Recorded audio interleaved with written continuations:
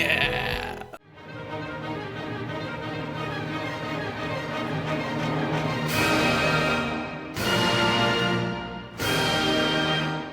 Kim Dong Ryul. Featuring the solo artist IU. So there's going to be 2 vocalists. Fairytale. Oh, I was so close. Fairytale is a track expressing the lack of magic that comes with growing up. What? Yes! There are a lot more taxes. When we were young, James. our dreams were limitless, filled with imagination and aiming for the stars. However, as people grow older, imagination tends to take a backseat, and in consequence, they end up forgetting to dream. The track sings of renewing our childlike instincts and to dream. At the end of the song, we are encouraged to find that sense of wonder again. The song is composed by Kim Dong Ryul, and fun fact, the intro part is recorded by the London Symphony Orchestra. No, Awesome. really? Best film score orchestra in the world. Ooh. I'm excited for live strings and instruments. Christmas music came on the radio the other day, and I felt like attacked. I was like, You don't like it's Mariah fucking Carey? November. It's Christmas. It's November. Merry Christmas. Oh, it's like a sigh. Oh, Did you see the light turn on? That was so I see the light cute. turned on. Oh man. Oh, man. Woo. I feel like it just sounds British like London Symphony Orchestra has such a tapered beginning of everything. Everything's so like slimy. Silky. That's a better word. Yeah, that's a okay. better word. The LSO is known for having a really exact sound.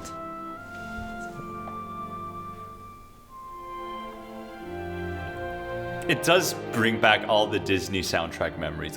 Like the beginning was really Ghibli, but once the melody kicked in, it sounded very Disney. That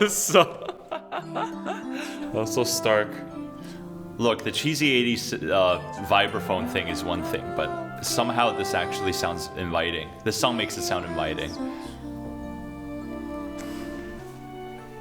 I'm sorry, but you can really tell they did not record this at the same time. Like, because the London Symphony was on, and then it kind of just, like, changed complete timbre. Yeah, Or this like- isn't the same song. It's not like the space changed as well, that what they were recording in. Yeah. Key change. Oh, I like his voice so much. Wow, baritone. Whoa, When do we whoa. hear baritone in K-pop?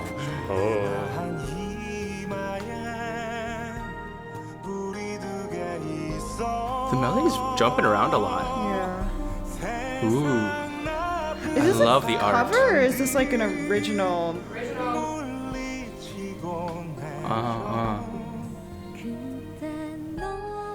You know, it sounds weird because the balance makes it sound like the man is singing an octave higher than IU. Well, except for here, but she's under him. What? Registerally. What?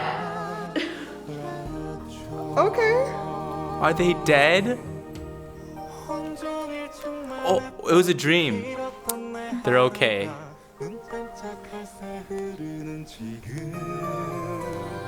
It's so beautiful. This is so oh my Disney. god. It's just like such Disney vibes. Like it sounds like a Disney love duet, but like sad love harmony. duet. Their harmony. Yeah. Sad Disney love duet harmony. That's the scientific name for those chords.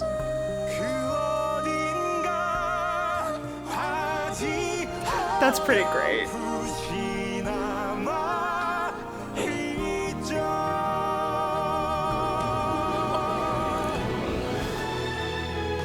Yeah.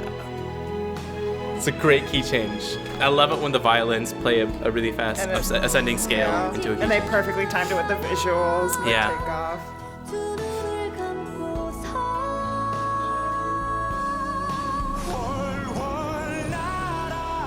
I'm like so shook. Like actually so shook.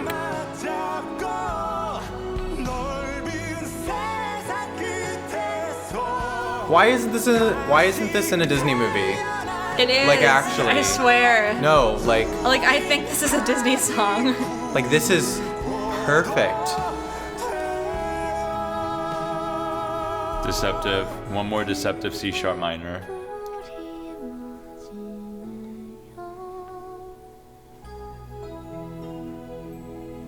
Oh, you hear that wind chime in there? can't be a Christmas song without a wind chime. Ah, they slid into it. It wasn't just a normal 1-1. It was a 7-1-1.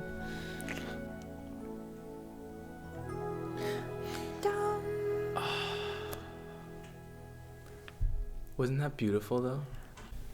Good, solid stuff. That's very good. Okay, so how the hell did they get the London Symphony Orchestra? How can I get the London Symphony Orchestra? Dear Kim Dong Ryul and IU, I'll CC IU. How the hell did you do this?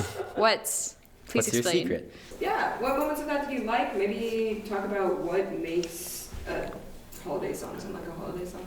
I think whenever you have a full orchestra along with like ballady singing, that's pretty indicative of Christmas songs. I mean, if you think about the classic Christmas songs, like I'm thinking like Bing Crosby, White Christmas, and that era. I mean, there usually was an orchestra playing behind them. So that sound of like classic Christmas where you have an orchestra playing kind of a schmaltzy score and then have like a very lyrical singer on top of it. I mean, that's just been like the template for Christmas for so long. I mean, my family puts on like the Bing Crosby album every year, and I think that is really indicative. Like, if you want to write a Christmas song, like, they're really lucky that they got one of the best orchestras in the world to do it. But I think that was like a smart move for it. Having that big warm sound definitely evokes a Christmas sort of feeling.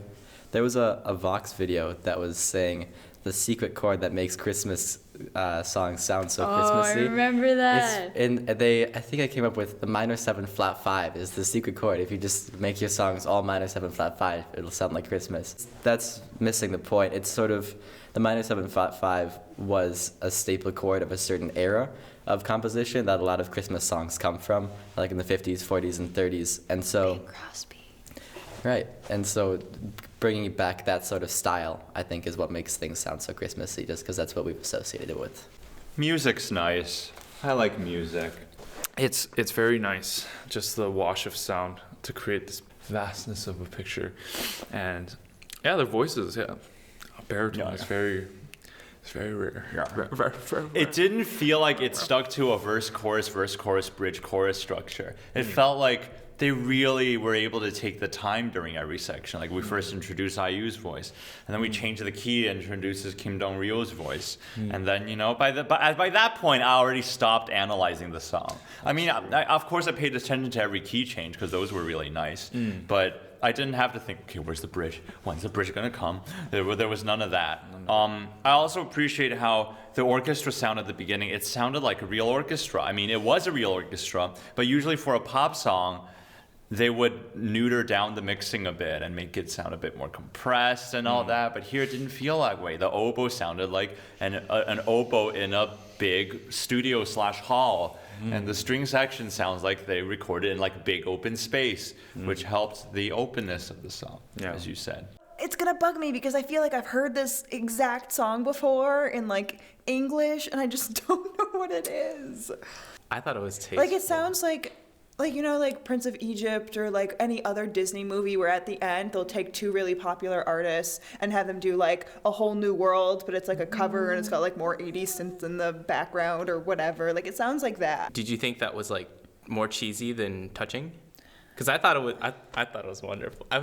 One bit of both. It was a little bit of both. Like, it definitely did sound a little cheesy, but I also I enjoyed it. Like, yeah, it ending sounded on a like third. They were pouring their hearts out. Ending on a that's cool. tonic, like a 1 and a 3, scale degree 1 and 3, so classic. And like the key change, so classic, but like, I'm waiting for it. I'm like, we're going, and there's the liftoff. Okay. Yeah, that key change was, what was that? They just went to like a big 5. They just suddenly they went to the 5 of the next key, like the dominant V to I, and then and then they get into the next thing, and it's great. Okay, so every time I use the word shook before this, I'm gonna rescind because I'm like shocked.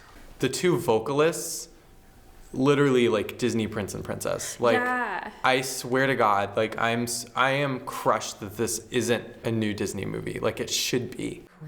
Musical theater, Korean, Sopranos. Disney, get on this now. Like, literally, like, this could be so good in a Disney movie. And, But like, my criticism was it's so Disney that it sounded like a lot of stuff I've heard before. Orchestra, but also there's like, you know, the steady beat with the drums and everything. Musical theater, soprano sound with like a dude who sounds like a Disney prince. The way it was, like, it was just tugging at your heartstrings. yeah, I have no problem with that, personally. I mean, same, but the visuals, holy shit. That's amazing. And that's part of the reason too that I was like Disney, because they sort of gave like visuals along with it, and the medium, like the colored pencil medium, tied in really well with like childhood. Their two voices were so distinct and beautiful on their own, but when they came together, it was like boom. It was just like so amazing. And some of the harmonies that they chose to do when she went into her really, really upper register, like that's movie music to me, and that's like what I love.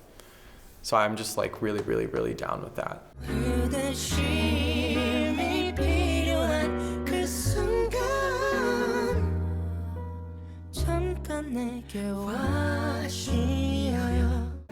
Oh, show the camera. It totally fits yours better. I guess I have to switch.